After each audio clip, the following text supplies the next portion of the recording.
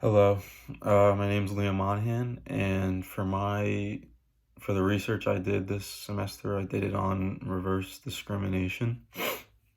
So I chose this topic because the past 2 years, I believe that our country has become more racially divided than I remember as like a kid and growing up in high school. And I've been seeing a lot of cases about reverse discrimination, and I just want to put out there like I believe discrimination as a whole is just not right, especially in this country where you have like natural born rights and freedom is promised to everybody that lives here.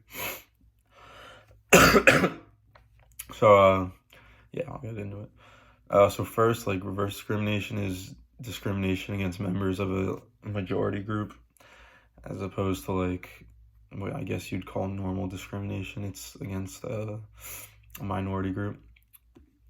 And there have been a lot of court cases of these, like in the past. A recent one was in North Carolina. A guy named David Duval. He worked at Novant Health, and he was actually awarded $10 million in a case saying he was fired for being a white male, and the company fired him so that they could put a more diverse group in leadership positions. So in this case, he won. He won the discrimination case. I believe he said it violated the Civil Rights Act. Yeah, it violated the Civil Rights Act law. And like the problem with this is just like I get like it's good to have diverse people in like a group setting or like on a team and everything. But like I don't think you should just be awarded leadership positions based on like what you look like. It should be like, in my opinion, like based on like merit, or like you should earn them, not just show up and because you look a certain way be awarded those positions, because this does like affect people's lives. Like he was just fired like out of nowhere, and he did nothing wrong to the company to hurt the company. It was proven he did nothing wrong. And there have also been a lot of American companies that are teaching white people that work there how to be less white. These are like a couple other cases, and sure, like some of them have hit the news, but not all of them, like the mainstream news media. Some of the companies are Coca-Cola and AT&T.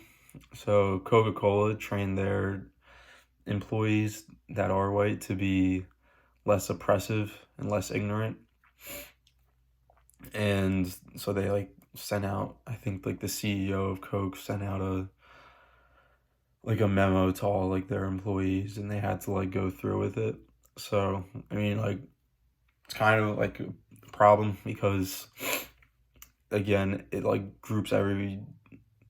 it's saying like it groups every white person into like one category, which is wrong. Like I grew up not like learning not to do that with other people, and it kind of is like taking us back like into the past of how it was, and it's just not right.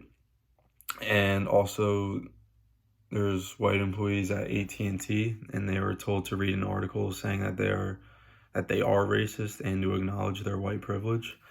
I'm sorry, my throat's still sore from. So they said AT&T sent out an article saying that they are racist and acknowledge their white privilege. Again, like I don't know how people are like okay with this. It's kind of just like moving in the wrong direction of where we should go as a country as a whole. And I just picture it as if it were like the other way around, because this has happened.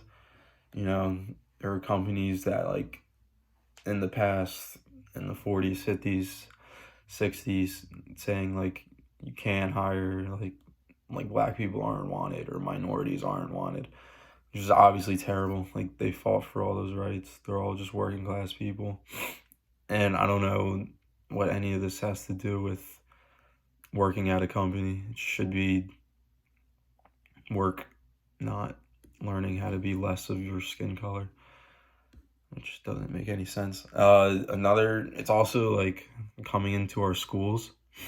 So in some universities across America, there have been incidents of reverse discrimination. There was actually a video. It was on Instagram not too long ago. It was about students at Arizona State. There was like two white kids, and they were sitting at a table just doing their homework, and a group of girls came up to them and they told them to leave the cultural space. I guess that's what it's called. Yeah, it was a multicultural space in like a section of the library, and they were told that they have to leave the space because they were white. And like in the video you could hear like the kids saying like why do we have to leave, like we're just sitting here doing our homework. And like some of the girls were saying like you're making us feel uncomfortable, like this is our space, like you have to leave, like you have to go to other places on campus, which is just, it's like the complete like opposite direction of where like I thought we were heading into, like a places where like everyone could just come together. And I don't know, they were just doing their homework and they had to leave because they were white. Even here at our own school at Rutgers, a professor, her name was Brittany Cooper, said that white people are committed to being villains, and she describes white people as corrupt. Again, it's just like grouping everybody in one category is not right, because like honestly, like if this was said the other way around, there'd be like lawsuits left and right. It'd be on all the news media outlets, and it'd be seen as like a very big deal, which I agree. It is a very, like, that would be a very big problem. And it's like not okay to happen like in this country. And I don't know, I see it all the time. You go on social media, go on anything, and like there's always just like stuff happening around in the world and in the country, or most importantly the country. And like what I'm getting at is like obviously discrimination as a whole is not good, and like that should be agreed on by like everybody, just because like it really makes no sense, just because like you're gonna look down on someone because of what they look like or what their religion is or what their gender is. Like I don't know, it just doesn't make any sense. And there's just no place for that in this country, because like I said before, you're born here with natural born rights. And like in the past, there's been like minorities fought for this, like fought for these rights, and like it just looks like we're like going back into history, like history repeating itself, which it's a little scary, to be honest. And like in order to like improve this country, we need to work together on these issues and not be able to, and be able to look past like someone's looks and other like I said, religions and like gender and stuff. Like we need to be able to just look past that and work together, because honestly, like it's not that big of a deal what someone looks like or what someone like believes in religiously, or like, yeah, it has no place in that for society. And yeah, it should change, and I think it will change, honestly. I have like good hopes for the future. I think like, I feel like this country always comes together when there's like crises. And you saw like over the pandemic, like when it was like really hitting, when there was lockdowns and there was like protests all the time, how there was a lot of like racial disparity. And I think like we're going in the right direction. I just think we need to be better as like a whole and work together. Yeah, so that was the research I did. All like the videos and court cases I found are in the bibliography. It should be submitted. Yep. Thank you.